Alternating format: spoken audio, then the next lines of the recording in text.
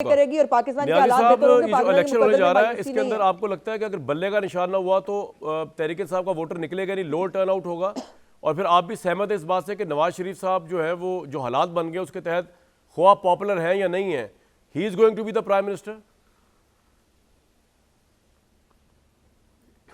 कमरान साहब, ये भट्टी साहब मेरे साथ बैठे हैं सामने, इनसे पूछ लें कि 8-9 महीने पहले हमने जियो पे डिस्कस किया था, तो मैंने उस वक़्त ये बात मैं तो बड़ा क्लियर था कि नवाज शरीफ साहब एज ए वज़ीर आज़म ही वापस आएंगे, और मैंने फिर उस ज़ाहिर कहा था कि इंशाल्लाह वज़ीर आज़म होंगे। मतलब यही था कि इसके अलावा चॉइस ही नहीं है।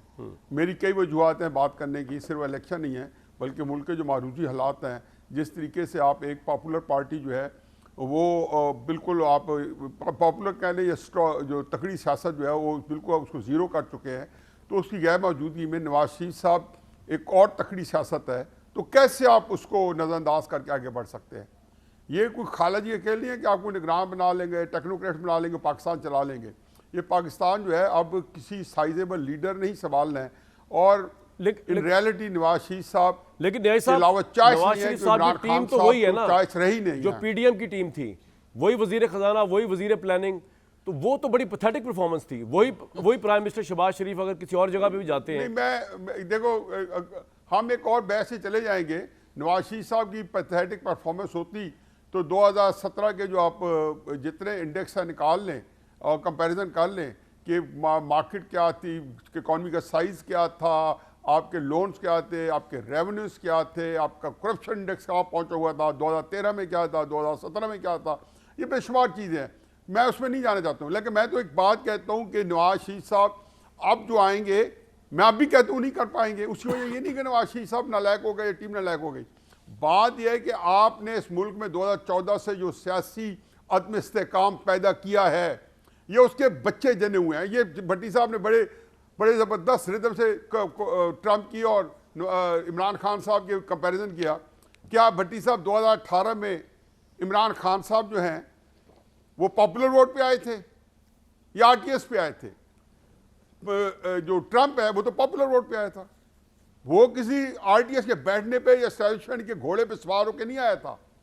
जैसा तैसा भी है, वो एक पॉपुलर वोट पे आया था।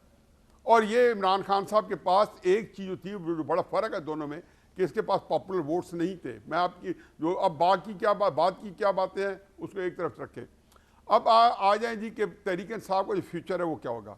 देखिए, तहरीक इंसाफ आज तक कोई पार्टी फौज के साथ मामूली भी सींग जो है ना अटक जाए तो वो उसके बाद एक इलेक्शन कम अज़ कम उसको फोरगो करना पड़ता है। ये इमरान खान साहब की नालायकी है, लाइल्मी है, उनके अंदर कोता नजरी है। मैं समझता हूँ कि उनको ये पता ही नहीं है कि वो ये एक्सपेक्ट करते हैं कि उनको इलेक्शन लड़ने दिया जाएगा। मैं तो इस बारे में बड़ा क्लियर हूँ कि जो तहरीक इंसाफ आपके सामने आई है, ये एस्टैब्लिशमेंट की उसी तरह इस्तेमाल में रहेगी जिस तरीके से शहबाज शरीफ साहब की हुकूमत जो है एस्टैब्लिशमेंट के इस्तेमाल में रही है।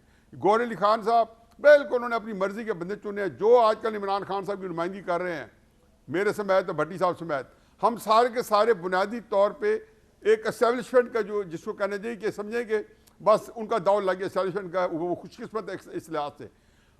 तहरीक साहब को जो जेन्युइन बंदा होगा वो कहीं से ना इलेक्शन लड़ पाएगा ना उसे लड़ने दिया जाएगा। बल्ला और नो बल्ला। तहरीक इंसाफ क्या अगली जगह जो 15, 20, 30, 40, 50 सीट अगर ले भी गया, इलेक्शन लड़ने दिया गया और ले भी गए, तो आप ये देखें कि वो हकीकत है कि उसी तरह की अपोजिशन होगी जिस तरीके से मुफाहमती अपोजिशन शहबाज शरीफ साहब की थी इमरान खान साहब के वक्त में। जो पहली असेंबली में पहले इजलास में उन्होंने कहा बजाय अपोजिशन लीडर इलेक्ट होने के बाद साहब, लेकिन अगर इनकी 35-40 सीटें भी आ गई अपना पीटीआई की, चाहे गौहर साहब के जेर सरकार, तो नून लीग का क्या होगा? इनको तो कहीं और से सीटें मिलनी नहीं। तो पंजाब की 140-41 सीटों में से अगर 35-40 वो ले गए तो उनकी तो सिंपल मेजॉरिटी नहीं मिलनी। फिर नहीं, पंजाब से नहीं लेंगे ना। नून लीग के पास इतनी सीटें होगी। देखिए, पहली बात तो है कि पहली दफ़ा होगा नून लीग ने आज तक 3 हुकूमतें बनाई हैं। तीनों में पहली पार्टी है कि जिसमें पिछले 35 साल में एक एब्सोल्यूट मेजॉरिटी के साथ अपनी मेजॉरिटी से हुकूमतें बनाई हैं।